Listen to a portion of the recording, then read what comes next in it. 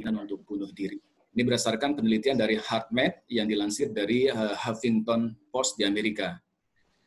Kemudian fakta yang lainnya, nah ternyata stres ini juga sangat mempengaruhi produktivitas seseorang di kantor. Ketidakhadiran di tempat kerja disebabkan oleh stres sebanyak 60%. Artinya, 60% tingkat absensi seorang pegawai di kantor ini dipengaruhi oleh faktor stres. Ketidakmampuan pegawai mengelola stres yang terjadi di dunia kerjanya. Ini berdasarkan penelitian dari The Chartered Institute of Payroll Professionals. Nah, kira-kira nih penyebab utama stres yang pernah Bapak dan Ibu rasakan, ini apa nih? Boleh silakan di-unmute yang mau berbicara. Menurut pengalaman Bapak dan Ibu nih, penyebab utama stres ya, atau stresor yang pernah Bapak dan Ibu alami, apa sih?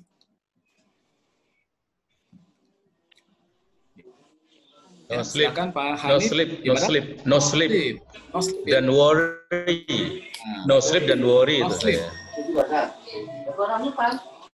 Worry yang berlebihan sehingga mengakibatkan sulit untuk tidur ya Pak Hanif ya. Iya. Oke, yang lain silakan, mungkin punya pengalaman.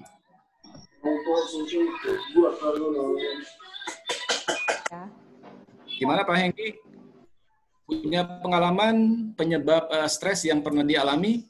Silakan. Mungkin late night sih kali. Yang mau sharing silakan di-unmute suaranya ya. Pak Irfan? Mungkin di late night sih mungkin Mas.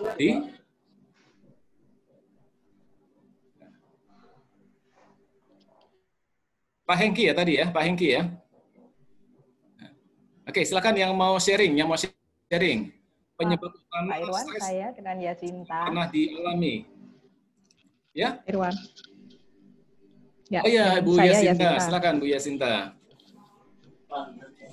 Lagi overload. Berkaitan dengan pekerjaan ya Bu Yasinta ya. Karena baik. Ya, pengennya semuanya cepat selesai tapi kok ya lama. Idealnya semua selesai sesuai dengan harapan Bu Yasinta ya. Tapi sering kondisi ideal nggak kita dapetin nih. Nah, ini bisa jadi stresor nih ya buat Bu Yasinta ya. Tapi Ibu nggak sendiri nih Bu. Ya. Saya juga punya pengalaman waktu masih kerja di sebuah bank ya. Ini pernah saya dari dalam satu hari itu sedang mengerjakan satu proyek nih Bu. Kemudian laporan proyek tersebut harus saya report langsung ke direktur ya Bu ya. Otomatis nih namanya direktur kan ya begitulah keadaannya ya. Sampai dalam satu hari itu saya ngerasa waduh ini kepala pusing banget itu ya. Itu hari Jumat tuh. Jadi begitu selesai jam kerja, teman-teman saya pulang ke rumah masing-masing, sementara hari Jumat itu saya pulang ke rumah sakit Opnam. Begitu tensi saya 150 per 90. Itu pengalaman saya ya, mengalami stres waktu masih kerja di kantor dulu ya. Baik, kita akan buka apa sih penyebab-penyebab stres yang paling utama berdasarkan hasil penelitian dari Survey of Life Care Incorporation dan juga Baylor University dari Amerika. Jadi menurut penelitian mereka, penyebab stres yang pertama adalah masalah keuangan. Wah, nggak tahu ya, ini masalah keuangannya dalam hal apa gitu ya, terlalu banyak punya uang atau terlalu sedikit atau punya banyak hutang, kita nggak tahu ya. Tapi yang pasti masalah finansial menjadi penyebab stres yang paling utama. Di urutan kedua ada masalah pekerjaan. Seperti yang tadi Bu Yasinta sampaikan ya, overload pekerjaan. Pengen semuanya segera selesai, kita bisa istirahat, bisa punya me time, bisa punya waktu yang berkualitas dengan keluarga, tapi ternyata kerjaan nggak pernah selesai. Betul ya Bu Yasinta ya? Yang ketiga adalah faktor kesendirian. Ternyata terlalu lama ngejomblo ya, terlalu lama menjalani hidup sendiri, ini bisa menjadi pemicu stres atau stresor. Dan ini peringkat 3 ternyata. Artinya buat teman-teman yang masih jomblo hari ini ya, yuk segera ambil keputusan untuk segera cari pasangan masing-masing ya. Karena terlalu lama dalam kondisi sendiri potensial menyebabkan kita stres. Yang ketiga adalah faktor kesehatan. Mungkin ya faktor kesehatan ini kita sering baca di berita ya, orang yang terlalu lama sakit gitu ya, merasa nggak sembuh-sembuh, merasa tersiksa dengan sakitnya, akhirnya memutuskan untuk bunuh diri. Yang kelima adalah hubungan personal. Hubungan personal baik di lingkungan kantor, di pekerjaan, maupun di lingkungan sosial yang lainnya, ternyata juga potensial menyebabkan stres. Jadi memang harus di-manage ya hubungan personal kita dimanapun kita berada. Kalau kita nggak mampu memanage hubungan personal dengan orang lain, maka potensial akan mengakibatkan stres. Yang keenam adalah kematian pasangan, suami atau istri. Ini ternyata juga menjadi stresor yang cukup cukup besar ya, menduduki peringkat ke-6. Ternyata masih ada satu lagi nih, penyebab utama orang stres di zaman sekarang. Kira-kira ada yang tahu nggak nomor 7 apa nih? Hobinya nggak bisa dijalanin, Mas Irwan. Nggak bisa ngejalanin hobi. Wah, itu juga bahaya sekali ya. Karena hobi ini adalah satu kesempatan bagi kita untuk melakukan relaksasi ya, melakukan sesuatu tanpa merasa terbebani.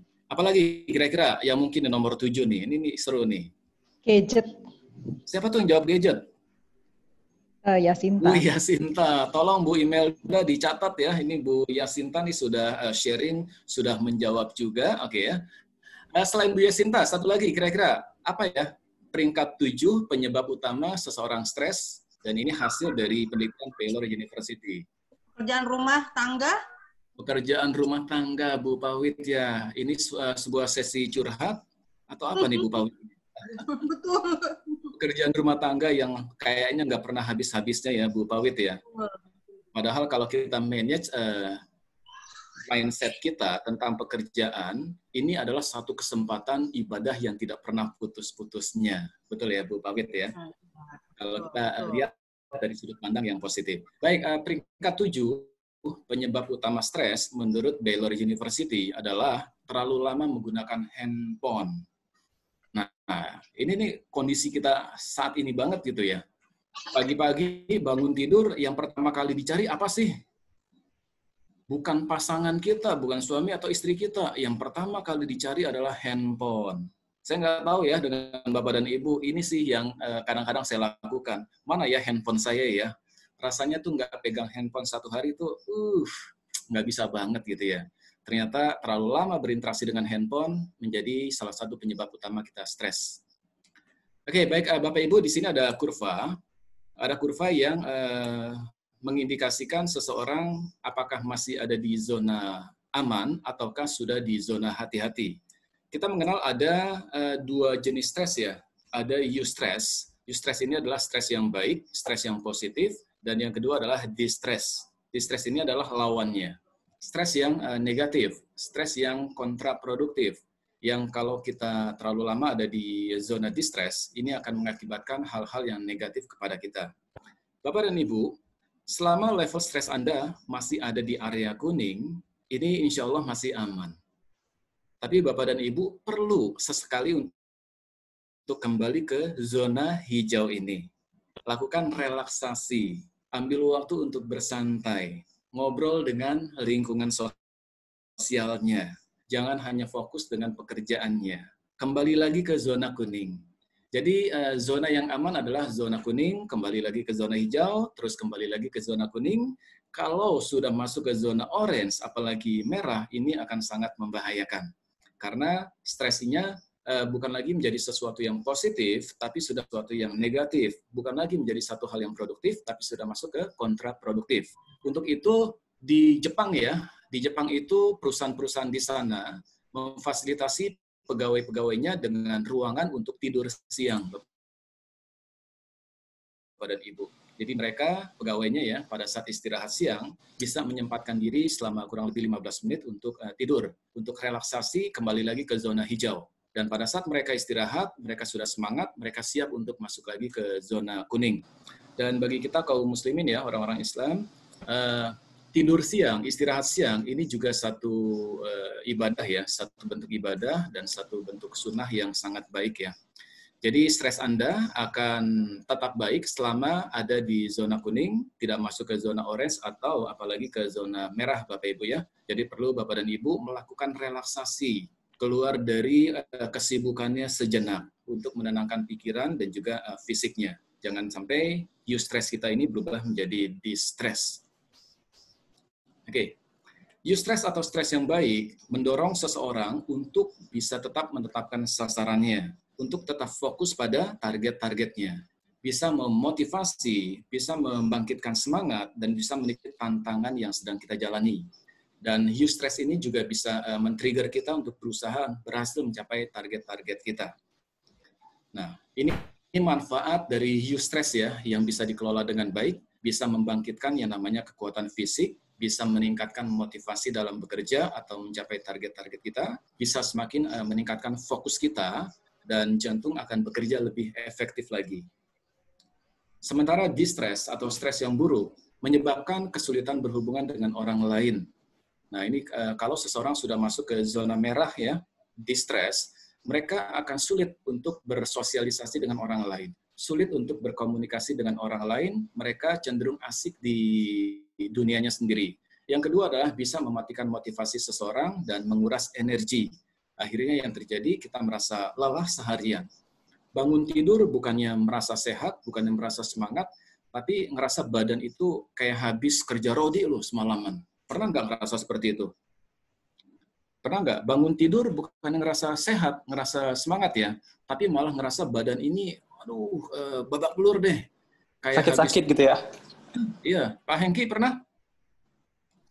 Ya, sharing sih karena semenjak pemberlakuan sistem WFH, WFO ini kan jadi kayak makin kebiasaan sehari-hari kita makin berubah tuh, yang biasanya kita pagi berangkat kantor, terus malam pulang, terus semenjak ada WFH gitu kan, jadi terlalu banyak di rumah juga kayak terlalu stres karena aktivitas kita yang di kantor tuh berkurang, terus aktivitas kita sehari-hari yang di kantor tuh juga jadi berubah. Jadi kayak pola hidup berubah gitu sih. Pola hidup juga berubah, pola tidur juga berubah. Yang tadinya kita harus bangun pagi, terus sekarang kayak bisa molor jadi bangun agak siang. Jadi kayak pola tidur tuh jadi acak-acakan. Jadi semua yang tadinya sehari-hari itu jadi berubah semua sih. Jadi berubah semua ya. Dulu waktu masih kondisi normal ya, kita lebih banyak menghabiskan waktu di kantor, kita stres di kantor. Ya, ini lebih banyak waktu di rumah. Betul ya? Ya, sekarang betul. Lebih banyak waktu di rumah, lebih banyak waktu dengan keluarga, stres juga ternyata ya. Stres pengen juga. Sesekali datang gitu ya. Jadi ya itulah namanya manusia ya, Pak Hengki ya. Iya, betul. Sekarang tinggal bagaimana kita mengelola apapun kondisi kita saat ini ya, sehingga tetap menjadi sesuatu yang positif. Oke. Baik, terima kasih Pak Hengki. Aplaus untuk Pak Hengki. Ya, distress atau stres yang buruk juga bisa menjadi penyebab dari penyakit-penyakit fisik dan juga emosional dalam jangka panjang. Oke, wah ini ada yang tahu nggak nih foto siapa nih? Ya, ini sengaja saya pasang fotonya Lionel Messi ya, yang kayaknya sekarang lagi ramai banget dibahas ya. Mungkin sedang mengalami yang namanya burnout nih, tingkat stres yang sudah sangat tinggi, ada di zona merah. Yaitu sebuah perasaan, kegagalan, dan kelesuan akibat tuntutan yang terlalu membebankan tenaga dan kemampuan seseorang. Proses lama dan perlahan yang berasal dari rasa frustasi yang berulang-ulang dan harapan yang tidak tercapai. Bisa menimpa pada siapa saja yang berada di bawah tekanan secara terus-menerus untuk berprestasi. Ternyata atlet profesional sekelas Lionel Messi juga bisa mengalami yang namanya burnout pada saat sesuatu yang rutin dia lakukan, ini ada tuntutan yang semakin lama semakin besar untuk memberikan hasil atau prestasi. Awalnya mungkin dia hobinya memang bermain sepak bola ya, tapi ketika dia sudah masuk ke zona profesional, ada satu tuntutan, keharusan, prestasi, maka kalau tidak dikelola dengan baik, bisa menghasilkan yang namanya burnout. Satu fase, orang mengalami distress ya, dan fase yang paling parah nih namanya burnout nih. Oke. Baik, sekarang saya akan bahas mengenai dampak stres terhadap psikologis dan lain-lainnya. Dampak stres terhadap psikologi seseorang ini bisa membuat seseorang menjadi lebih emosi, agresif, dan menangis kadang-kadang tanpa alasan yang jelas. Yang kedua adalah menarik diri dari lingkungan sosialnya dan cenderung bermusuhan. Yang ketiga adalah merasakan cemas, anxiety, Rasa cemas yang terus-menerus, kadang-kadang untuk sesuatu yang menurut orang lain ini irasional, tidak masuk akal itu ya. Curigaan dan merasa useless, nggak mempunyai value dalam kehidupan. Yang keempat, kadang-kadang suka menyalahkan lingkungan. Nah, kalau seseorang sudah lebih sering menyalahkan lingkungan daripada introspeksi atau evaluasi dirinya terhadap suatu kegagalan, bisa jadi orang ini sudah terindikasi terkena stres yang cukup akut.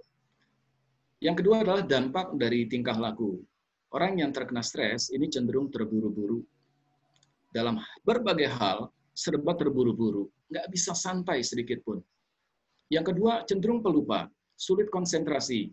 Karena ada begitu banyak hal yang dalam pikirannya masuk dalam waktu yang bersamaan sehingga terjadi yang namanya overload pikiran.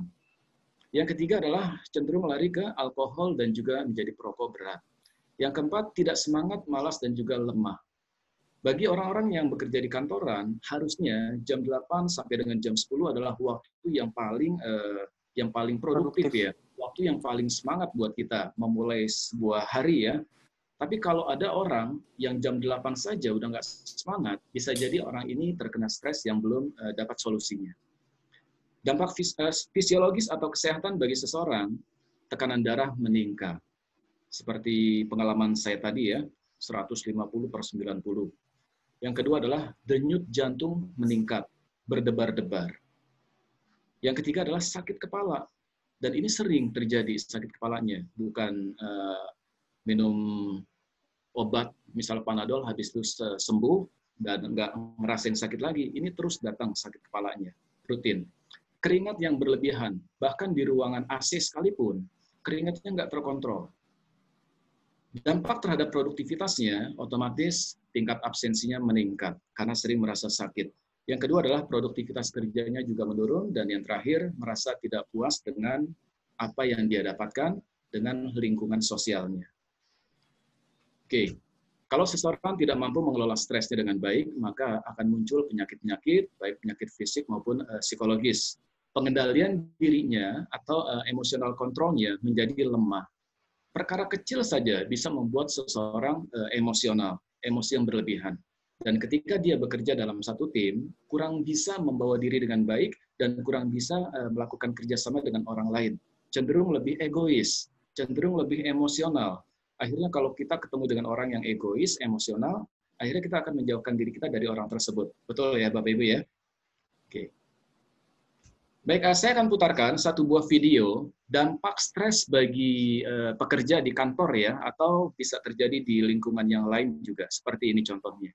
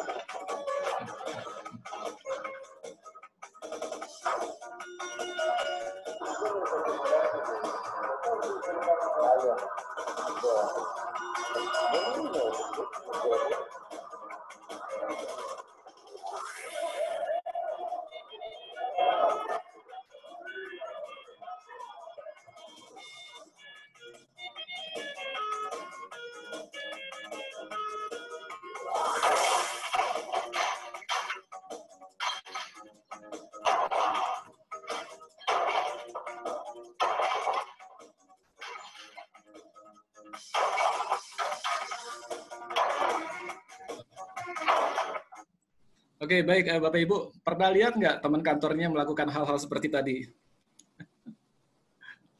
Kalau pernah lihat, ya dianjurkan aja ke ini ya, ke psikolog atau dokter ya. Atau mungkin bisa diajak juga ke pelatihan-pelatihan kuantum spiritual kolbu nanti, karena ini tingkat stresnya sudah sangat-sangat tinggi nih.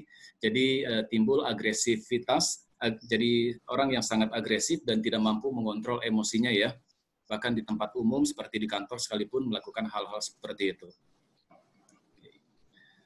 Baik, ada satu quote dari Maureen Killoran bahwa stress is not what happens to us. Bahwa stres itu sendiri bukan sesuatu yang terjadi dengan kita, tetapi stres it is our response to what happens. Tapi lebih kepada respon kita terhadap sesuatu yang terjadi di luar diri kita. And response is something we can choose. Nah, kabar baiknya, Bapak dan Ibu, kita semua bisa memilih respon seperti apa yang akan kita pilih. Apakah kita akan merespon sesuatu yang terjadi di luar diri kita dengan respon yang positif ataukah negatif? Itu sepenuhnya ada di tangan kita, respon apa yang mau kita pilih. Tetapi setiap respon yang kita pilih pastinya akan memberikan konsekuensi yang yang berbeda-beda. Kalau seseorang memilih untuk merespon segala sesuatu secara positif dengan pikiran yang positif, maka saya yakin kehidupannya akan menjadi lebih baik, lebih bahagia, lebih tenang. Tetapi kalau kita memilih respon yang negatif terhadap apa yang terjadi di luar lingkungan kita, maka cenderung orang ini akan lebih mudah untuk mengalami yang namanya distress atau stres yang negatif. Karena menurut Dr. Ibrahim El-Fiqi dari bukunya Terapi Berpikir Positif, ada kaitan antara pikiran, perasaan, dan juga perbuatan. Ini tiga hal yang saling berkaitan satu dengan yang lainnya ya. Stres ini akan muncul tergantung bagaimana kita merespon kejadian-kejadian yang ada di luar diri kita. Bagaimana kita itu merespon kejadian tersebut. Kalau pikiran kita positif, maka perasaan yang juga muncul adalah positif. Kalau perasaan sudah positif, maka pasti perilaku seseorang juga akan positif. Begitupun sebaliknya, kalau pikiran seseorang negatif, merespon apa yang terjadi di lingkungan kita, maka akan muncul perasaan-perasaan negatif seperti marah, rasa tidak puas, cenderung tidak percaya diri, dan lain sebagainya, dan akan menimbulkan perbuatan-perbuatan yang juga negatif. Baik, Bapak dan Ibu semuanya, setiap orang tidak ada yang terbebas dari stres sama sekali. Yang menjadi kuncinya adalah kemampuan seseorang mengelola stres itu sendiri yang berbeda-beda, sehingga efek yang didapat juga berbeda-beda. Nah, apapun yang menjadi stresor Anda saat ini, di sesi kedua nanti akan disampaikan bagaimana tips dan triksnya, juga bagaimana kiat-kiatnya mengelola stresor-stresor yang kita rasakan menjadi sesuatu yang positif dan akhirnya menjadi sesuatu yang produktif. Nanti akan disampaikan oleh founder dari QSQ sendiri, Pak Hendry Risyawan. Bapak dan Ibu, terima kasih untuk sesi satu yang saya sampaikan hari ini. Mudah-mudahan apa yang saya sampaikan bisa bermanfaat untuk Bapak dan Ibu semuanya, untuk kita semuanya. Demikian, terima kasih. Saya kembalikan kepada Bu Imelda sebagai moderator.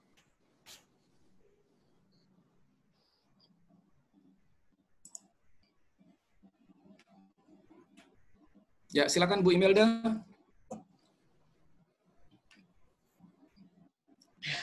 Baik, terima kasih Pak Irwan Rudiansyah atas paparan yang luar biasa. Kita beri aplaus dulu ya Bapak Ibu.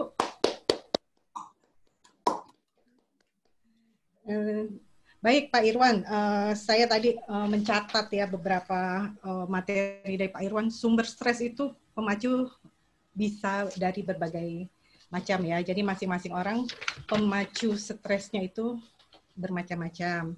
Terus sama videonya itu aduh ngeri banget ya kalau sampai di kantor seperti itu ya. Jadi berarti Anda pernah melakukan itu kan di kantor? Alhamdulillah belum sampai situ, Pak. Belum sampai situ. Ada karena rencana, kan sudah belajar kuantum spiritual kolbu, Pak. Berarti dulu nih kita mempelajari bagaimana memanage stres dengan baik ya. Respon terhadap stres harus positif. Nah, seperti apa itu ya? Respon terhadap stres harus positif. Untuk itu, mari kita lanjutkan ke sesi selanjutnya, yaitu sesi Bapak Hendry Risyawan. Beliau akan menyampaikan bagaimana cara kita mengelola stres dan kiat-kiatnya, tips-tipsnya dengan menggunakan metode kuantum spiritual kolbu. Mohon izin, saya membacakan CV singkat dari Bapak Henry Rizyawan. Bapak Insinyur Henry Rizyawan, MNLP, CCH, CHT, CI. Wah, panjang juga nih Pak Henry ya. Masya Allah. Pak Henry adalah founder dan creator Quantum Spiritual Kolbu. Beliau adalah seorang trainer, spiritual motivator, life coach, mind therapist, dan pembimbing umroh yang telah berpengalaman lebih dari 20 tahun di bidang training dan people development. Kecintaannya yang sangat besar di bidang training telah menginspirasinya untuk mendirikan dan menjadi Ketua Umum Trainers Club Indonesia, suatu komunitas trainer terbesar di Indonesia. Luar biasa ya Pak Henry ya. Seiring dengan misi hidupnya Life for Success, Pak Henry telah membuat dan mengembangkan sebuah materi pemberdayaan diri yang dinamakan Quantum Spiritual Kolbu. Dengan tujuan untuk mencapai sebuah kesuksesan hidup harus disertai dengan kecerdasan spiritual yang tinggi, dekat dan cinta kepada Sang Khalik. Dan untuk menunjang semua itu, Pak Henry telah memperoleh bekal pengetahuan dari berbagai institusi, baik di dalam maupun di luar negeri. Di antaranya Licensed Master Practitioner of Neuro-Linguistic Programming atau NLP di bawah lisensi Dr. Richard Bradler dari dan juga Certified Practitioner of Timeline Therapy USA. Juga beliau Certified Instructor of Hypnotist dan Hypnotherapist, Certified Hypnotist from Hypnosis Motivation Institute dan lain-lainnya, Pak Henry ya. Baik Pak Henry, kami persilahkan sesi Pak Henry. Kita sama-sama ingin cepat mendengar nih Pak, ingin cepat mendengarkan ilmu dari Pak Henry mengenai bagaimana mengelola stres dengan metode Quantum Spiritual Kolbu. Silakan Pak Henry. Baik, terima kasih Bu Imel. Ya, semangat. Semangat pagi. Kita tangan dulu ya, biar nggak ngantuk ya. Pagi. Silakan Pak. Baik, terima kasih Bu Imel. Assalamualaikum warahmatullahi wabarakatuh, rekan-rekan semuanya, Bapak Ibu. Apa kabarnya? Waalaikumsalam warahmatullahi wabarakatuh. Alhamdulillah, semoga semua sehat semua ya. Tadi udah di-sharingkan oleh Pak Irwan, sangat-sangat luar biasa kehidupan ciri-ciri yang terdapat jika kita ngalamin stres gitu. Nah, pada saat-saat kita dari bulan Maret, tanggal berapa Bu Irwan? 16 ya tadi ya? Dan 16 Maret. 16 Maret kita harus banyak WFH gitu ya, bekerja di rumah semuanya. Bahkan sampai saat ini ada sebagian besar juga masih harus melakukan dari rumah. Anak-anak juga masih pada daring dari rumah gitu ya. Kira-kira apa sih pengalaman apa sih dari stres yang Bapak Ibu alami pada saat dari bulan Maret sampai saat ini?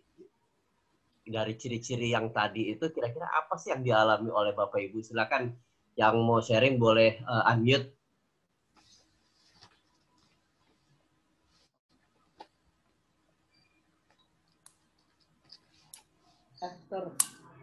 Silakan unmute. Kira-kira pengalaman stres apa yang dirasakan dari bulan Maret sampai saat ini? Gitu. Saya Pak Putri. Oh ya, Mbak Putri Mayangsari, silakan Mbak Putri. Sharing pengalaman aja Pak. Ya, mangga. Ya. WFH itu ya karena selama ini kan kita rutin ke kantor, ada aktivitas ya Pak. Jadi kayaknya sejak yang WFH ini jadi malah kayak bosen gitu loh Pak. Tapi untuk kerjaan juga sebenarnya malah sepertinya malah lebih repot gitu loh Pak, karena sebenarnya overloadnya itu karena nggak efektif juga kerjanya. Kalau kita kerja di PC itu kan lebih cepat. terus mau kita akses data ke sistem dan sebagainya. Kalau ini kita harus koordinasi dengan teman yang punya akses VPN dan sebagainya. Jadi kita kerjanya itu jadi kayak nggak kurang efektif lah seperti itu. Jadi sementara ngerjainnya juga dengan fasilitas yang terbatas. Jadi kayaknya karena ada perubahan pola kerjanya, jadi juga lebih sepertinya kayak ngerjain kerjaan itu jadi malah lebih lama gitu loh dibandingin kalau kita kerjain di kantor. Seperti itu. Ya. Itu sih Pak sharingnya. Oke, terima kasih Bu Putri, sharingnya luar biasa sekali. Jadi yang biasanya rutin di kantor, ternyata fasilitas-fasilitas di kantor yang harusnya bisa dikerjakan di kantor, ternyata fasilitasnya ya pada saat di rumah jadi tidak mudah ya Bu ya, gitu ya. Iya benar, aksesnya harus kontak akses temennya lagi, gitu ya. Iya betul, ya Pak. Jadi kesel kerjanya banget ya. Kurang.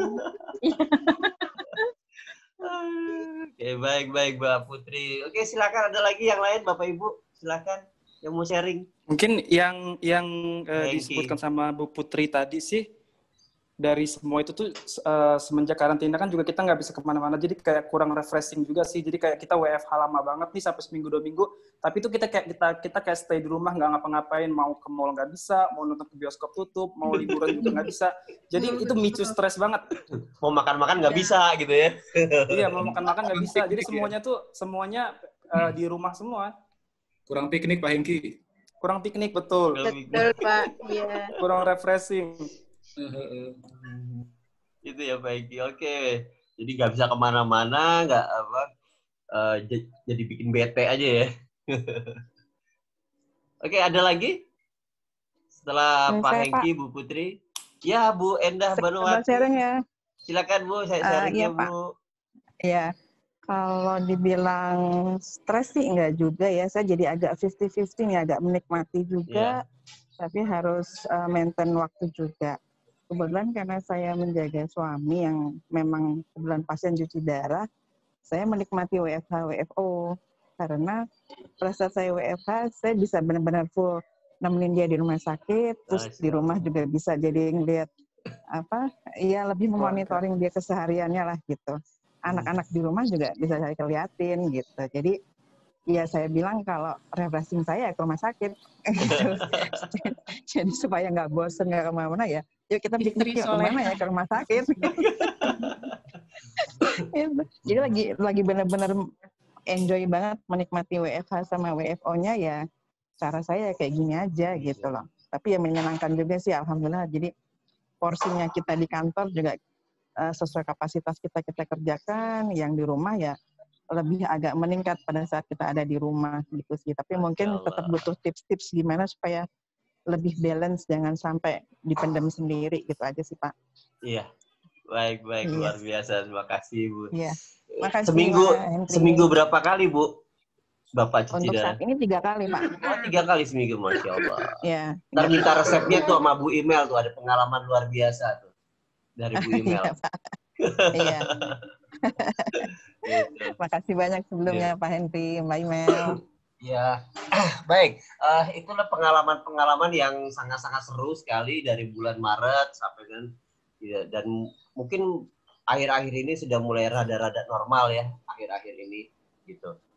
Tapi masih saja belum sebagian besar juga masih harus WFH, apalagi yang tinggal di Jakarta gitu ya. Udah dibuka lalu ditutup lagi gitu ya, kondisi-kondisinya ya seperti itu. Nah, saya akan coba sharingkan gitu ya. Oke, ini ya.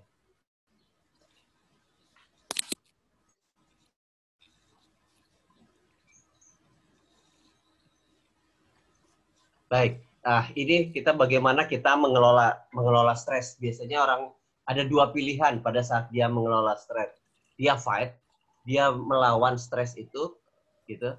Dia hadepin stres atau dia lari dari stres. Sebenarnya kalau lari dari stres malah tambah stres gitu ya, gitu. Kondisi yang dialamin ya kalau dia harus lari dari stres. Jadi mau tidak mau sebenarnya yang paling asik ya kita fight aja, bukan kita melawan, menghancurkan, tapi kita hadapin gitu semuanya, lalu kita cari solusinya yang terbaik. Nah, solusinya itulah yang akan saya coba sharingkan, gitu ya.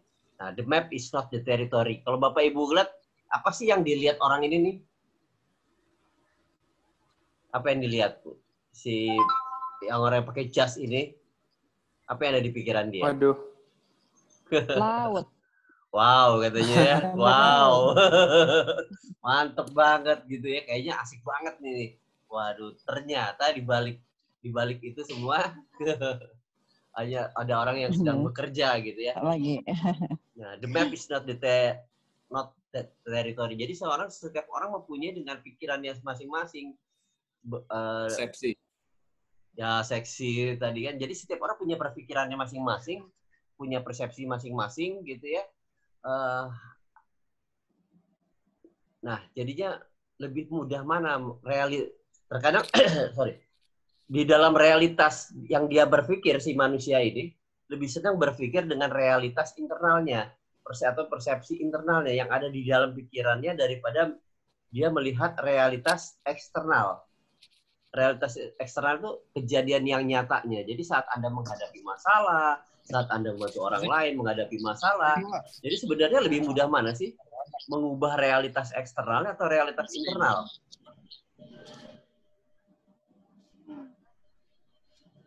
Pak, Bu.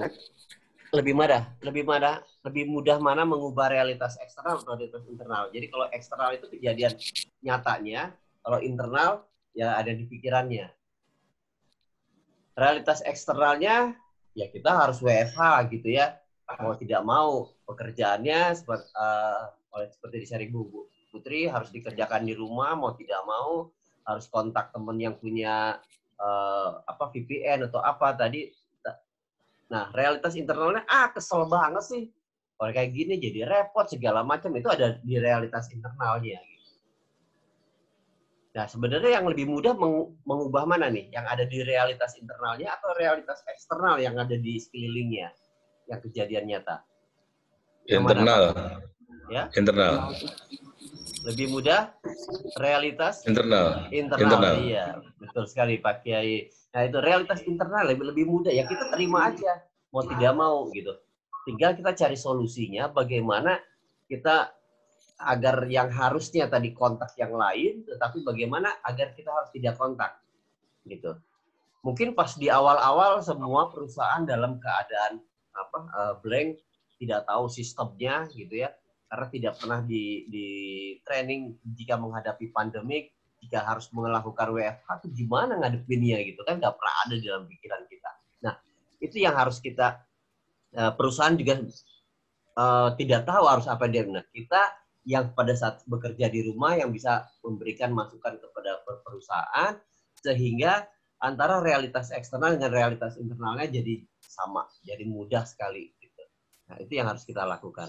Nah, jika kita berpikiran realitas internalnya selalu berpikir sulit, susah, itu akhirnya seperti Pak Irwan tadi, diawali dari pikiran, lalu ke perasaan. Lalu akhirnya jadi perbuatan gitu ya. Nah, pada saat kita tadi sudah berpikir tentang pikiran, nah sekarang kita berpikir tentang perasaan. Perasaan itu adanya di hati gitu ya. Nah, ini sangat mempengaruhi sekali dalam kehidupan. Ada rasa takut, rasa cemas, ada rasa itu gitu, ada perasaan karena melihat realitas eksternal atau realitas internalnya yang tidak sesuai dengan yang ada yang diinginkan gitu ya. Nah, ini yang mempengaruhi diri kita. Sedangkan yang hati ini mempunyai pengaruh itu 5.000 kali lebih besar vibrasinya dibandingkan yang ada di pikiran. Jadi sangat-sangat berbahaya sekali. Jadi kalau kita ngomongin tentang hati, ya ingat ada satu bagi yang muslim, ada hadis riwayat Bukhari nomor 52 dan Muslim nomor 1599, Rasulullah Shallallahu Alaihi Wasallam mengatakan, ingatlah bahwa di dalam jasad itu ada segumpal daging. Jika ia baik, maka baik pula. Tapi jika ia rusak, maka rusak pula jasadnya. Dan ketahuilah bahwa itu adalah hati. Hati di sini maksudnya adalah jantung, bukan hati liver, gitu ya. Jadi di dalam jantung ini, di dalam inti jantung itu, di tengah-tengah jantung ada yang namanya heart brain, gitu. Nah, ini intinya semuanya. Di dalam heart brain itulah yang mempunyai sinap-sinap yang sama dengan yang ada di otak. Jadi mereka saling bertolak belakang. Nah, untuk itulah dalam keadaan-keadaan seperti ini, kita harus sering-sering membersihkan hati kita, kondisi kita, hati kita, gitu. Ya mungkin kalau ada 3 kondisi hati yang kita lihat ini, ada qalbun mayit, qalbun marid, dan qalbun salim, atau hati yang mati, hati yang sakit, dan hati yang sehat, gitu ya, qalbun salim yang sehat. Nah, insya Allah kalau di sini nggak ada yang qalbun mayit yang udah nggak mengenal Tuhannya, tidak beribadah, gitu, udah menjadi hamba, itu nggak ada lah, insya Allah di sini ya. Tapi paling kita ini biasanya sering-sering antara qalbun marid ini, hati yang sakit, kadang-kadang kita masih sakit. Karena apa? Karena kita masih mempunyai rasa cinta pada dunia, ego kita gitu. Keadaan-keadaan yang seperti tidak bisa menerima keadaan gitu ya. Nah, hal-hal yang seperti ini mempengaruhi hati kita. Tapi kalau udah qalbun salim, hati kita bisa menjadi sehat, berorientasinya kita berakhirat, selalu banyak-banyak bersyukur dalam kondisi WFH, kita bersyukur bisa lama di rumah, bisa dengan keluarga gitu ya. Gitu. Dan selalu senang-senang mengajak kepada Allah. Jika kita kehilangan ketaatan kepada Allah, rasanya sakit banget gitu. Nah, tujuannya hanya kepada Allah. Nah, inilah sebenarnya pada saat kita WFH, kita sebenarnya punya banyak kesempatan untuk memperbaiki diri, untuk membersihkan hati kita menjadi di qalbun salim, dengan bersyukur, dengan lebih perbanyak ibadah, yang biasanya kalau di kantor kita mungkin sedikit-sedikit kali ya gitu. Nah, atau kurang. Nah, ini pada saat kita pada WFH kita masih bisa perbanyak ini. Kenapa kita harus memperbanyak atau memperbaiki hati kita? Karena ini ternyata penyebabnya penyakit itu 50% itu permasalahan spiritual. Permasalahan fisik itu hanya 10%, sosial 15%, dan psikis itu 25%. Lumayan banyak ya psikis. Nah, spiritual itu yang seperti apa sih? Nah ini ego pribadi, rasa sombong, merasa paling hebat, egois, licik gitu ya, maunya menang sendiri gitu ya. Lalu ria, pamer dengan harta, kekayaan, atau dia pemarah gitu, iri. Nah, pemarah ini juga sangat-sangat berbahaya sekali gitu. Saya punya satu pengalaman beberapa tahun yang lalu pada saat mau berangkat umroh, sedang memberikan manasik, ada seorang bapak-bapak, dia datang manasik dengan mempergunakan tongkat gitu ya. Pada saat setelah manasik kita sholat zuhur, habis sholat zuhur saya tanya gitu, udah berapa lama Pak pakai tongkat gitu? Sekitar 15 tahun kata dia, 15 tahun. Lalu ada masalah apa kata dokter? Kata dokter nggak ada masalah apa-apa. Ya oke lah. Kalau dokter nggak ada alternatif lain, sudah dicoba nggak melalui alternatif lain? Pas dia cek ke alternatif lain juga nggak ada masalah apa-apa. Ternyata ya sudah, saya bilang Pak mau sehat nggak? Normal lagi biar kita nanti umroh kita bisa tawaf bareng, kita bisa secara normal tawaf, bisa sa'i dengan normal. Boleh katanya. Ya sudah, kalau mau udah deh ikhlasin aja. Saya nggak tahu Bapak itu punya permasalahan apa di masa lalu. Ya sudah, lillahi ta'ala, semua masalah datangnya dari Allah dan kembali lagi kepada Allah. Karena itu hanyalah sebagai cobaan. Kalau mau kita ikhlasin, kita terima lillahi ta'ala semuanya. Alhamdulillah pada saat saya berikhlaskan semuanya permasalahan saya lillahi ta'ala. Alhamdulillah saat itu dia langsung normal lagi. Dia bisa jalan. Yang tadinya sholatnya nggak bisa sujud secara normal, alhamdulillah dia bisa secara normal, dia bisa sujud lagi. Alhamdulillah. Kenapa? Ikhlas. Pada saat melalui ikhlas, di reset lagi. Nah, ini bahaya sekali pada saat kita 6 poin ini diri kita punya rasa ini kan sangat berbahaya, pengaruhnya pada kesehatan. Larinya sombong, egois, licik, ria, pemarah, iri, ini larinya ke kesehatan. 80-90% penyakit itu bersumberlah dari masalah emosinya. Gitu. Sembuhkan jiwanya, pikiran, maka dirinya akan menyusul. Kesehatannya akan menyusul. Coba kita lihat, marah 5 menit, sistem imun tubuh itu akan depresi selama 6 jam. Dendam, imun tubuhnya itu akan berhenti, akan mati. Nah, pada saat si bapak yang tadi itu ternyata setelah saya tanya, dia punya permasalahan terhadap adiknya, punya rasa dendam, marah pada adiknya selama 15 tahun yang disimpan. Nah, sistem imunnya tubuhnya mati sehingga dia tidak bisa normal lagi. Gitu. Tapi pada saat dia sudah berani mengikhlaskan semuanya, dia menerima keadaan dia sekarang, alhamdulillah prosesnya jadi lebih cepat dari proses penyembuhannya. Stres, biasanya larinya ke gangguan pencernaan. Khawatir itu biasa ada di punggung, mudah tersinggung, insomnia, sulit tidur gitu ya. Kebingungan, biasa tulang belakang gitu bagian itu merasa tidak nyaman. Tidur jadi sulit gitu ya.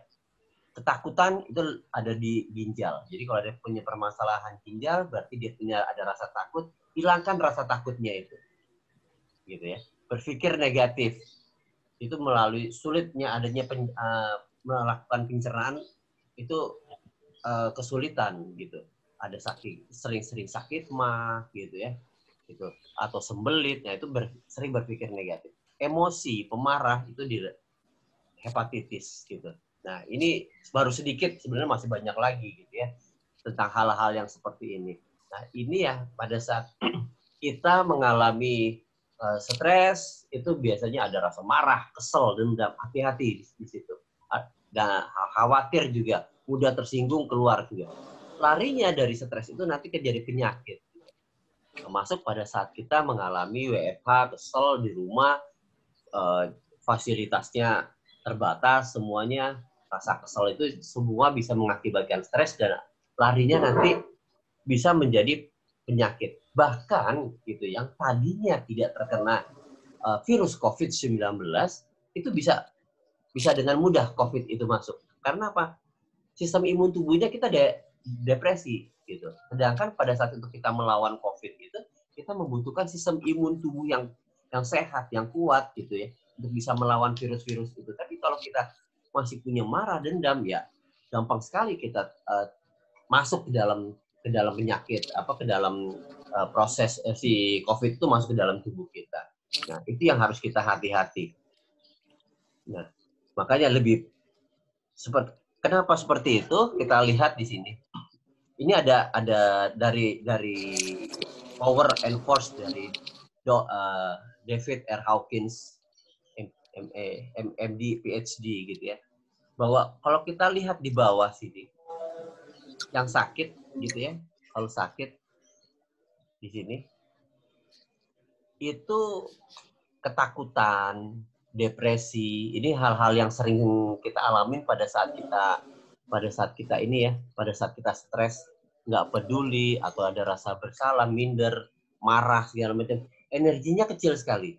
Kalau kita lihat, idenya sangat kecil sekali, gitu ya, sangat kecil sekali. Ini yang disebut dengan energy force atau energi hati yang sempit sekali, gitu dia. Sehingga penyakit itu akan sangat mudah sekali masuk pada saat kita merasakan kebangga, marah, gitu, kemarahan, ambisi, gitu ya, ketakutan, depresi, tak peduli, rasa peduli. Ini penyakit jadi gampang masuk, gitu. Karena sistem imun tubuhnya tidak menjadi kuat, tidak menjadi power yang luar biasa, gitu. Karena egonya pada saat di sini nih ego yang muncul, rasa ketakutan semua. Tetapi pada saat kita menaikkan level kita, energinya lebih tinggi lagi, saya lebih senang dengan energi cinta, yaitu kalau kita lihat di sini energi cinta 10 pangkat 500 di sini ya. Gitu. Ini 10 pangkat 500 gitu. Ini cukup tinggi sekali gitu kalau di sini gitu. Nah, ini yang bisa kita itu pada saat kita mempergunakan energi yang besar ini gitu.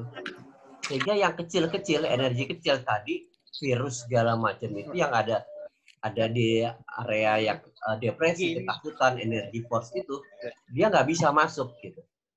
Kayak gini biasa. Dia terlempar ke lawan gitu.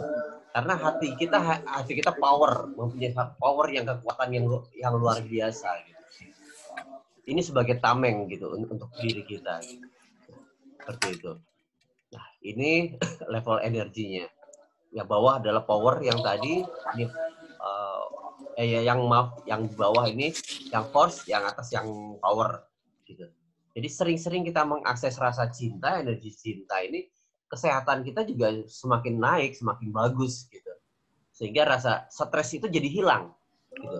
Yang biasanya kita mudah stres, mudah tersinggung, pada saat kita merasakan rasa energi cinta itu lebih mudah dengan hilang gitu. Lebih mudah balance diri kita tuh lebih mudah terkendali dengan baik gitu jadinya gitu. Rasa takut juga tidak ada gitu. Nah, ini. Mau nggak sekarang kita merubah hati kita yang tadinya punya rasa takut, yang punya rasa minder, yang punya tidak bisa menerima keadaan, kita rubah nih hati kita, perasaan kita dengan menerima. Mau nggak Bapak Ibu? Mau. Mau Pak. Wow, oke, baik. Kalau gitu sekarang yuk kita rubah dengan cara apa? Ada caranya, ada 4 kunci. Ada 4 kunci di dalam Quantum Spiritual Call Book untuk bisa kita mencapai sukses, sehat, dan rezeki berlimpah. Wah, karena kemarin karena keadaan di COVID-19 ini harus WFH 3 bulan segala macam. Saya keliling-keliling ketemu teman-teman UKM juga, mereka kesulitan pada saat dia melakukan bisnisnya juga turun semuanya ya. Nah, ini salah satu kuncinya gitu. Ada banyak kunci, tapi ini salah satu kunci yang menurut saya sangat powerful gitu. Yang pertama gitu, saya selalu mulai dengan cinta. Ibaratnya cinta ini adalah basic. Kita mau melakukan pendakian gunung es, itu dinginnya luar biasa, oksigennya juga sangat minim sekali, bahkan sampai puncak itu kita harus mempergunakan oksigen tambahan gitu ya.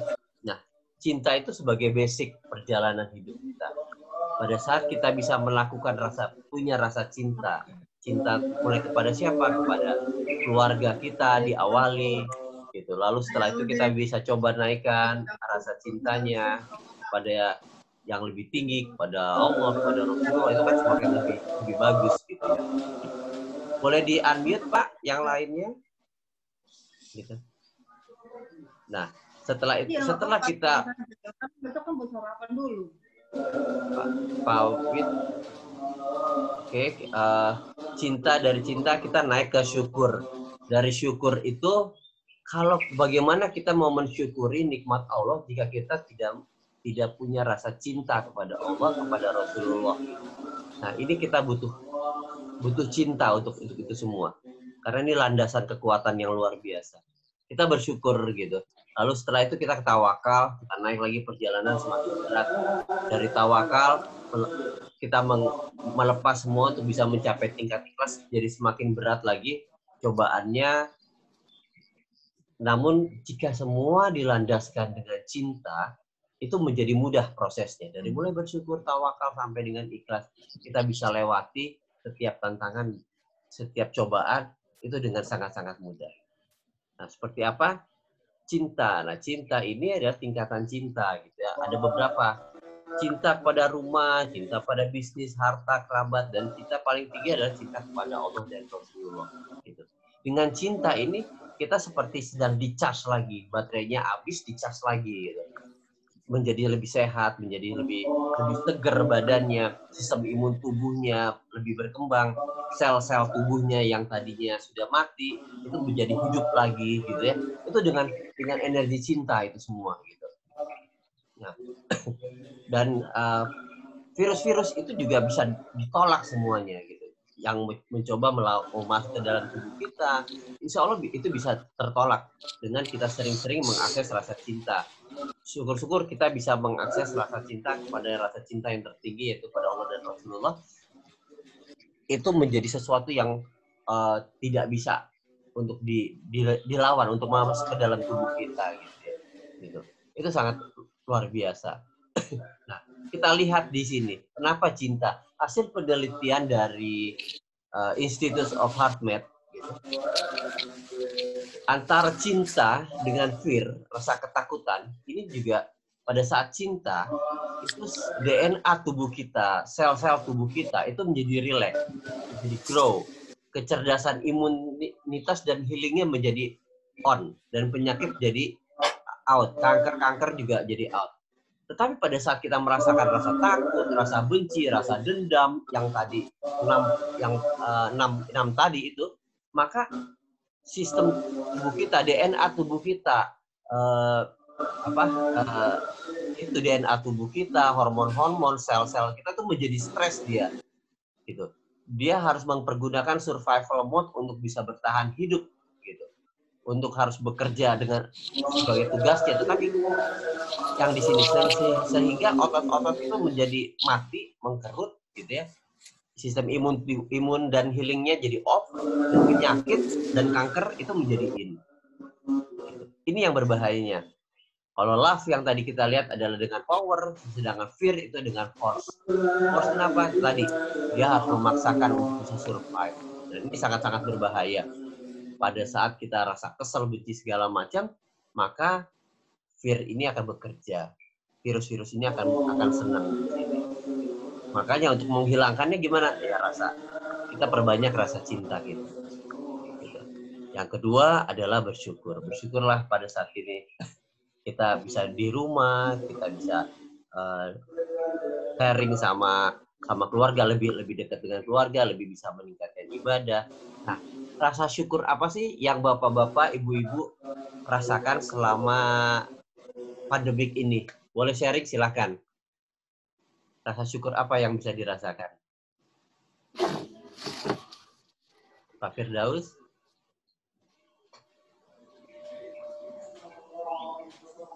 Adakah rasa syukur, mensyukuri, oh asik juga ya WFH dikasih gitu. Sehat ya. Dikasih sehat, alhamdulillah, terima kasih Bu Endah. Apalagi ada lagi? Ya, betul. Sama mungkin bisa survive sih, survive sampai sejauh ini saat pandemik ini udah makin parah. Ya, kita bisa dikasih survive sama Allah sampai saat itu udah bersyukur luar banget. Biasa. Luar biasa ya, alhamdulillah ya. Kita bisa dikasih syukur ya Pak Engki ya. Masih bisa survive sampai saat ini, sedangkan di yang lain ada yang sudah mulai drop gitu ya, kita masih bisa dikasih tabungan, masih dicukupin gitu ya. Masih bekerja dengan baik, dapat gaji dengan baik, nggak alhamdulillah. Saat di luar sana tuh banyak yang dapat PHK atau bahkan digajinya berdasarkan jam kerja masuk, tapi sebagai kita masih dapat full, itu udah bersyukur juga sih Pak. Ya, itu dia, alhamdulillah. Itu yang perlu penting gitu kita syukuri. Ada 1,7 juta karyawan yang sudah terdata oleh Kementerian Tenaga Kerja yang sudah di PHK. Dan masih ada sekitar 3 juta lagi yang sudah di PHK tapi belum terdata. Nah, kita alhamdulillah kita masih bisa, kayak Pak Hengki katakan, masih bisa dikasih gaji full gitu ya. Karena kebutuhan kita pada saat-saat ini yang paling penting adalah apa? Makan gitu ya. Iya nggak Pak Hengki ya? Ya, kesehatan, makan, juga. Apalagi Bu? Vitamin Pak, daya tahan tubuh. Vitamin, daya tahan tubuh. Nah, itu tuh. Nah, itu yang penting yang saat ini yang kita butuhkan gitu. Bukan kita beli-beli yang lifestyle gitu ya. Nah, ini yang paling penting gitu. Alhamdulillah kita masih bisa dikasih kerjaan, masih ada pekerjaan, masih ada dapatlah pemasukan tiap bulan ya Bu Eda, Pak Hengki ya. Gitu ya. Amin. Gitu. Nah, inilah kita bersyukur, perbanyak bersyukur. Vitaminnya apa tadi Bu Endah ngomong tentang vitamin? Itu yang pertama tadi Bu. Vitaminnya sih ya sehat. Rasa sayang juga ya Pak. Rasa sayang itu vitamin yang luar biasa loh Bu. Gitu. Ya, gitu. Nah, ntar kita latihan Bu Endah juga pas lagi di sana bisa langsung praktek ke Bapak gitu ya. Gitu ya. Bersyukurlah kita terhadap yang telah ada, yang Allah berikan. Bersyukur dengan apa yang akan Allah berikan, karena kita tidak tahu apa kehidupan kita ke depan ini seperti apa, kita masih belum tahu gitu ya. Kita masih ibaratnya masih apa sih? Berusaha. Kita harus berusaha, kita harus masih safe juga. Apalagi nih, ini kejadian ini sampai kapan nih pandemik? Sampai kapan kita harus seperti ini? Sehingga semua bertahan. How to survive saat ini. Simpen baik-baik gitu kan. Gitu. Perbanyak, perkuat gitu vitamin kita dengan cinta dan syukur. Dan dalam menghadapi kehidupan ini mau tidak ya itu bersyukur gitu. Karena dengan bersyukur akan ditambah lagi rezekinya ya. Gitu. Amin, Kita insya Allah diamankan pekerjaan kita, tidak dapat PHK gitu kan. Gitu. Ini dengan bersyukur. Alhamdulillah. Gitu. Nikmat apalagi sih yang kau dustakan? Tidak ada ya. Gitu. Nah, yang ketiga tawakal. Ngadepin ini harus dengan tawakal, mau tidak mau gitu. Kadang-kadang hati kita ini yang rada kurang gimana gitu dengan tawakal. Pak, tawakal itu pasrah disertai usaha gitu. Menyerahkan sepenuhnya keadaannya pada Allah, tapi bukan tidak berusaha, tapi kita berusaha semaksimal kita. Hasil akhir ya serahkan kepada Allah, karena kita tidak bisa menentukan hasil akhir seperti apa. Kesehatan kita tawakal kepada Allah. Rezeki kita, keuangan kita, semuanya kita tawakal kepada Allah. Gitu. Ibaratnya kopi itu enak banget, manis banget ya kopinya ya, gitu pas kita minum kopi. Gitu. Nah sebenarnya yang bikin manis kopi itu kopi apa gula? Gitu. Gulanya, tapi gula nggak minta disebut ya. Yang bikin manis kopi saya loh, kata gula enggak ya gitu ya. Gitu. Gulanya nggak protes gitu. Nah itu ya. Gitu. Menyerahkan sepenuhnya, dia nggak pernah protes. Ya udah biar aja. Yang penting kita berusaha semampu kita. Gitu. Kadang-kadang kita yang jadi berat itu nggak yakin sama Allah gitu. Masih ragu karena apa? Ego tadi, ego dunia kita gitu. Bisikan-bisikan itu yang jadi kita tidak bisa yakin kepada Allah. Padahal coba kalau kita misalnya masak di rice cooker gitu ya. Berapa menit sih masak nasi di rice cooker itu berapa menit sih?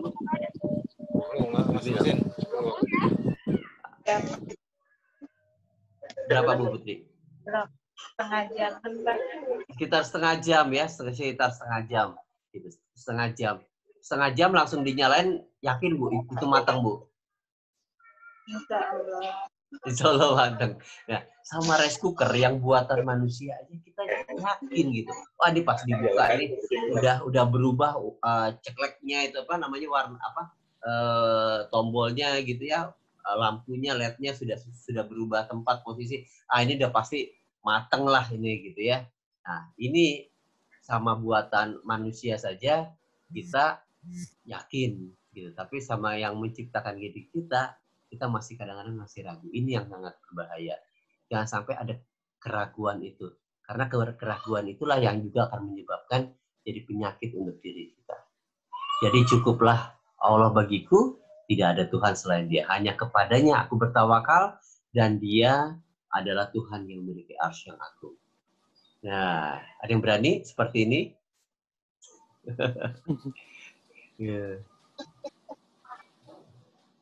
Dan ikhlas. Udah, apa yang kita kerjain ya ikhlas aja. Seperti tadi saya sampaikan, ikhlas menerima, ikhlas nggak minta disanjung-sanjung gitu ya. Ikhlas itu. Seperti gula, ya dia ikhlas. Biar kopi aja yang disebut manis, kopinya gula nggak perlu gula nggak perlu disebut-sebut gitu ya. Itulah ikhlas.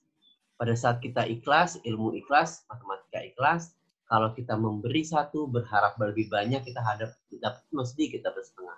Tapi kalau kita berharap satu, memberi satu, berharap satu juga, maka kita hanya dapat satu.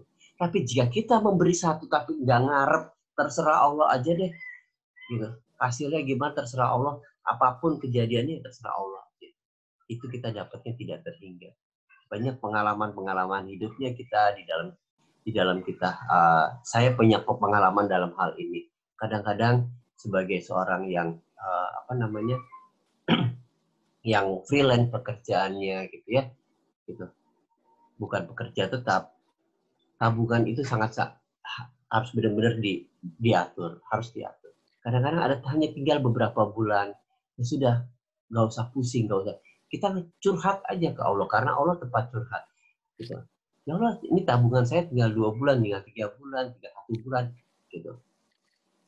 mungkin orang lain mungkin akan mengalami stres, tapi saya berusaha ikhlas menerima apa yang ini, dan saya curhat kepada Allah, dan alhamdulillah itu Allah berikan pada saat itu. Gitu. Dalam tempo berapa pasti Allah berikan, Allah cukupkan lagi. Gitu. Yang penting itu dalam hidup kita berusaha untuk ikhlas, gitu. Karena apa? Hidup kita seperti tasbih, berawal dan berakhir di titik yang sama. Bukan tasbih jika hanya satu butir. Demikian pula bukan hidup jika hanya ada satu rasa.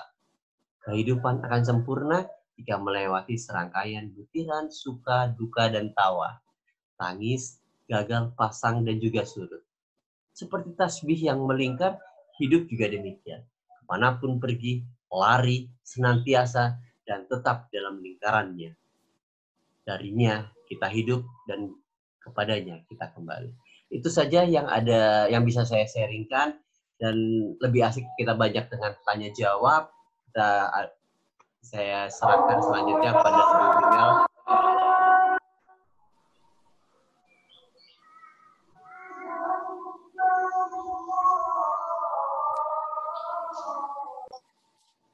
Oh, sudah mulai masuk azan.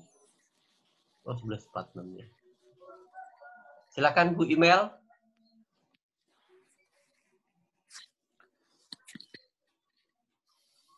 Atau saya langsung aja, silakan, ada yang mau ditanyakan boleh ke saya atau ke Pak Irwan.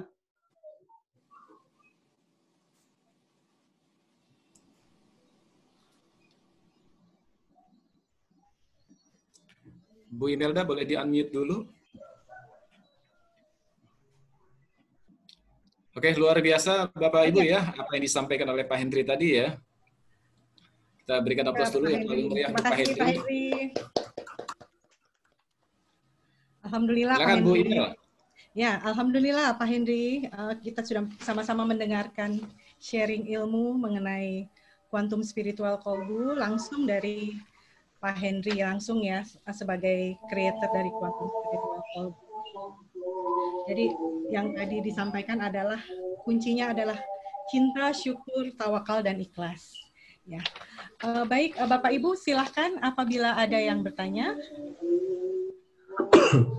terkait dengan sesi Pak Hendri atau Pak Irwan, dipersilahkan. Atau sudah ini ya, sudah. Silakan Bapak Ibu semuanya. Masih ada yang mengganjal ya, boleh. Kalau ada yang mau ditanyakan, ada yang mau menyampaikan sesuatu. Saya mau tanya. Sharing juga boleh. Silakan Ibu. Bu Evi, silakan. Ya Bu Evi. Itu Ibu Imelda kok cantik sekali. Mana itu ya? Itu pertanyaan atau pernyataan Ibu ya? Dari mana itu ya? Masya Allah Ibu Evi, terima kasih Bu Evi. Sepertinya Bu Evi yang lebih cantik. Masya Allah. Ibu Evi, mungkin ada yang mau ditanyakan atau Bu Evi ada hal-hal yang Bu Evi dapat dari pemaparan kuantum spiritual kolbu? Bu Evi, silahkan Bu Evi. Bagus sekali paparannya. Terima kasih Bu Evi. Bu Evi. Terima kasih Bu. Alhamdulillah. Alhamdulillah Bu Evi. Sehat selalu ya Ibu Evi. Sehat selalu. Insyaallah, amin. Ibu Evi, terima kasih ya sudah menyempatkan diri, meluangkan waktu untuk ikut sharing kuantum spiritual kolbu. Insya Allah bisa juga Bu, nanti kalau pengajian Bu Evi atau grup-grup apa ya, grup ngopi atau apa tuh pensiunan Bapak ya Bu ya, bisa juga Bu, kuantum spiritual kolbu juga bisa menyiapkan materi sesuai dengan kebutuhan. Bu Emel boleh pengen latihan sebentar, sampai lupa. Silakan. Gitu. Ya, silakan Pak. Oke, Bapak Ibu kita latihan sebentar, gitu ya. Coba menurut Bapak Ibu sekarang siapa sih yang paling Bapak Ibu sayangin? Gitu. Paling Bapak Ibu sayangin, paling Bapak Ibu cintai. Mungkin anak, mungkin pasangan hidup, mungkin orang tua, atau mungkin sudah bisa mencapai tingkat yang paling tinggi adalah Allah dan Rasulullah. Nah, silakan. Saya kasih waktu sekitar 3 menit saja kita latihan.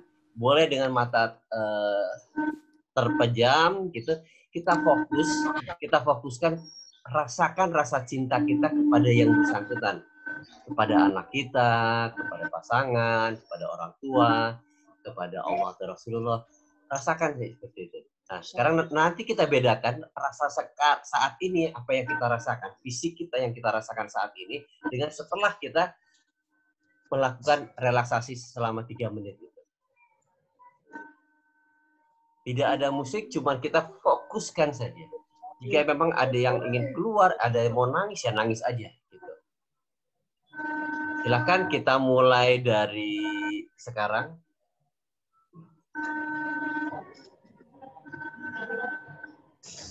Silakan kita fokuskan kepada orang yang kita cintai. Dan maaf, akan saya mute dulu semuanya.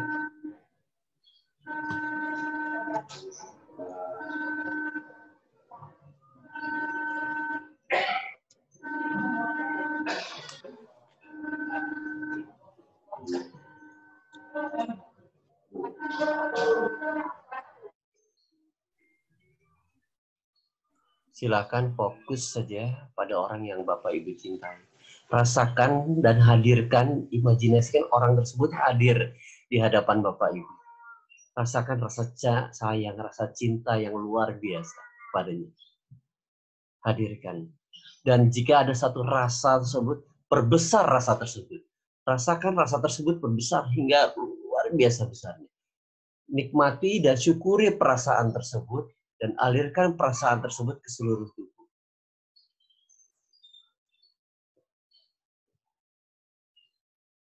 Perbesar rasa itu, rasa sayang, rasa cinta. Ya Allah, hadirkan rasa cintaku kepadamu. Ya Allah, hadirkan rasa cintaku kepada Rasulullah. Ya Allah, hadirkan rasa cintaku kepada kedua orang tuaku. Ya Allah. Ya Allah, hadirkan rasa cintaku kepada pasangan hidup. Hadirkan rasa cintaku kepada anakku, ya Allah.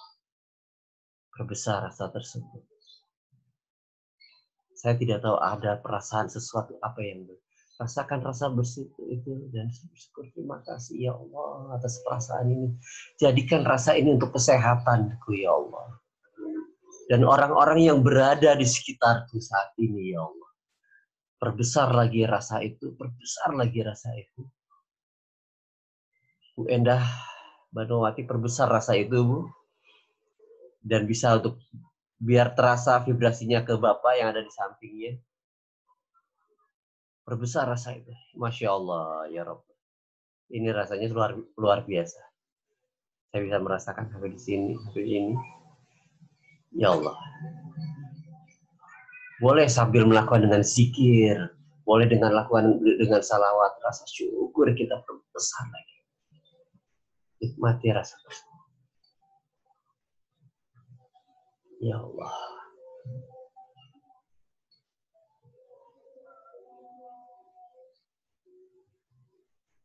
Jika Bapak Ibu sudah merasakan, sudah kiri ke samping, ke sebelahnya, sekitarnya, niatkan, Bapak Ibu bisa merasakan rasa syukur kepada Allah. Terima kasih ya Allah atas semua ini ya Allah. Terima kasih ya Allah.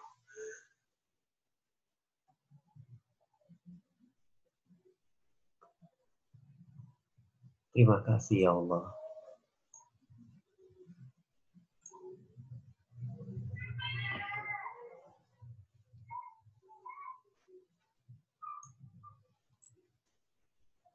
Jika sudah, kita tutup. Alhamdulillahirabbil alamin. Kita bersyukur. Nah, Bapak Ibu, teknik ini adalah teknik yang sangat sederhana, gitu ya. Masih banyak beberapa teknik-teknik lain di dalam kuantum spiritual kita, spiritual kolbu.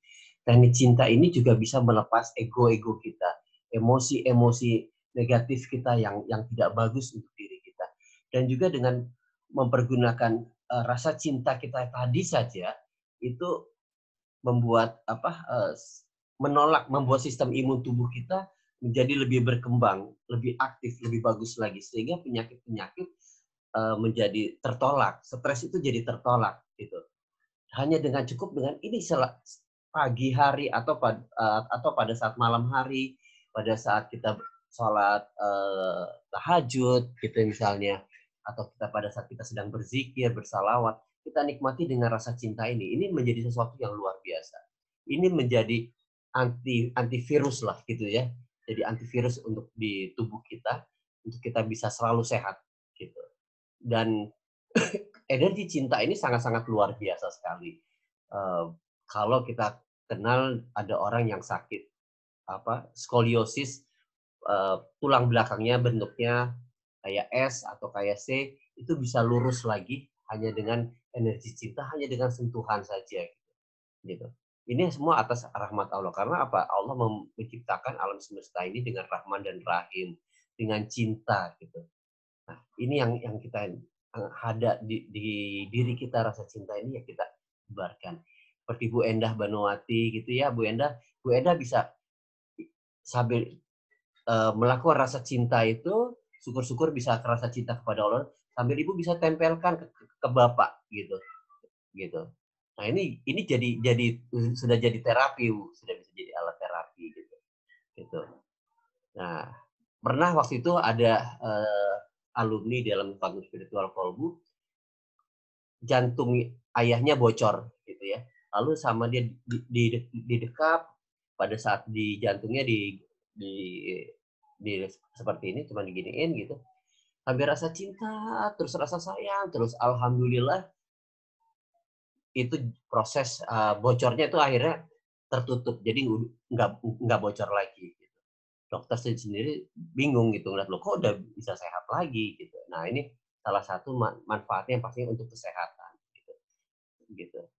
Nah itu aja yang bisa saya sharing tambahan. Lakukan ini terus-menerus untuk membuat sistem antibodi dari tubuh kita perbesar, sangat luar biasa gitu. Apalagi kalau kita pada saat kita ibadah, pada saat kita sholat, zikir, atau pada saat kita umroh. Saya pernah bareng sama Kiai Hanif, kita menikmati di sana ya, gitu, dengan rasa cinta itu luar biasa energinya. Kita bisa merasakan energi yang luar biasa, energi dari Ka'bah, energi tawaf gitu, yang sangat luar biasa, dan pengalaman yang luar biasa. Semua bisa kita lakukan hanya dengan cinta gitu. Itu saja, Bu Emelda, silakan dilanjut lagi. Mungkin kita buka lagi sesi tanya jawab. Terima kasih.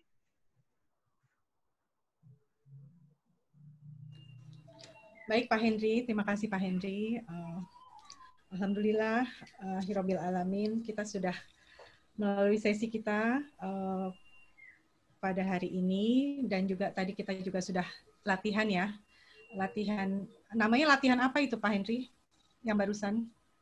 Mengakses rasa cinta atau vibrasi cinta, rasa cinta, vibrasi cinta, energi cinta, itulah gitu.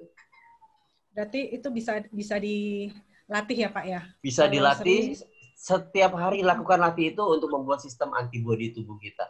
Nambahin vitamin gitu ya. Kalau tadi vitamin, kita tambahin vitaminnya dengan itu. Itu sel-sel tubuh yang tadinya rusak itu bisa jadi aktif lagi, jadi bagus lagi. Gitu. Antibodi yang sudah tidak bekerja itu jadi bekerja lagi semuanya. Jadi menjadi sangat luar biasa lah. Dan dengan ini juga kita sudah bisa melakukan terapi orang dengan rasa cinta aja. Gitu. Baik Bapak. Baik Bapak Ibu, ada yang mau bertanya lagi? Kalau sudah tidak ada yang bertanya, saya akan mengumumkan karena waktunya juga sudah jam 12 ya, mungkin kita mau sholat. Saya umumkan ya Bapak Ibu, peserta terbaik dan terinteraktif. Bapak Ibu, tadi masih di-unmute ya. Bapak Ibu, kalau sudah tidak ada yang bertanya lagi, karena waktu sudah jam 12, saya umumkan ya pemenang peserta terbaik ya. Insya Allah masih bergabung di sini ya peserta terbaik kita. Pak Irwan, ada masukan peserta terbaik? Pak Henry, ada masukan peserta terbaik siapa? Ya, baik. Bapak Ibu mohon di-unmute dulu suaranya ya di akhir sesi kita. Boleh di-unmute. Baik, seperti yang tadi disampaikan di awal oleh Bu Imelda, di akhir sesi ini kita akan umumkan 3 orang peserta yang menurut kita ya, ini paling aktif ya. Yang lain juga aktif menyimak gitu ya. Tapi ada 3 sahabat kita nih yang luar biasa sekali ya, dari jam 10 sampai dengan jam 12, kayaknya pakai baterai alkalin nih. Pak Irwan. Pak Irwan, saya akan menyebutkan satu, nanti Pak Hendri satu, Bu Imelda satu ya, boleh ya? Oke. Kalau buat saya nih, peserta yang paling menarik ya, yang paling antusias, paling semangat, dan mencuri perhatian saya hari ini adalah Pak Hengki Albert nih. Wah, aplaus untuk Pak Hengki Albert. Aplaus. Silakan Pak Hendri dan Bu Imelda. Pak Irwan. Ya, sama-sama Pak Albert. Pak Hengki ini dari Bank Mandiri, Pak. Oh, oke. Iya, aku dari Bank Mandiri. Terima kasih sudah meluangkan waktu ya, Pak. Semoga ya sama-sama. Semoga QSQ bisa menjalin kerjasama di kemudian hari ya dengan Bank Mandiri. Amin ya robbal alamin. Selanjutnya silakan Pak Hendri. Selanjutnya dari saya Ibu Endah. Ibu Endah. Wah, selamat Bu Endah. Luar biasa. Oke. Masih ada berapa Bu Email? 1 atau 3 lagi? Karena kami sangat bahagia ya dengan kehadiran Bapak Ibu, kami sangat merasa suatu kehormatan ya Bapak dan Ibu hadir. Jadi boleh ya saya tambahkan 2 lagi ya Pak? Wah, jadi 5 ya, luar biasa. Jadi 4 ya. Tadi kan Pak Irwan sudah memilih Pak Hengki Albert. Bapak Hendri sudah memilih Ibu Endah. Bu Endah juga dari Bank Mandiri ini, Bapak Ibu. Sahabat Bank Mandiri nih. Wah, mantap. Banyak Bank Mandiri di sini ya. Bank Mandiri, alhamdulillah.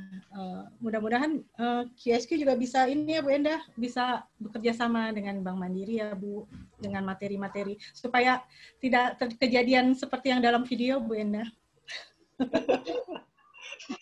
Bercanda Bu Endah.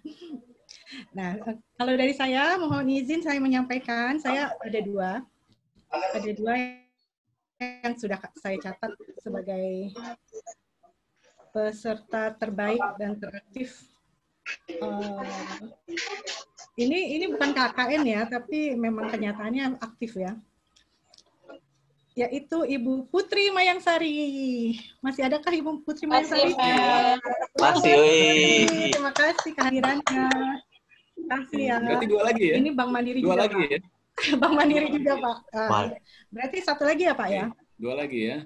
1 lagi atau 2 lagi? 1 lagi Pak. 1 lagi. 1 lagi ya. Oke. 1 lagi. 1 lagi siapa yang mau? Yang beruntung adalah siapa ya? Ibu Pawit dari MCI. Selamat Ibu Pawit. Ibu Pawit. Oke, Ibu Pawit ya. Yang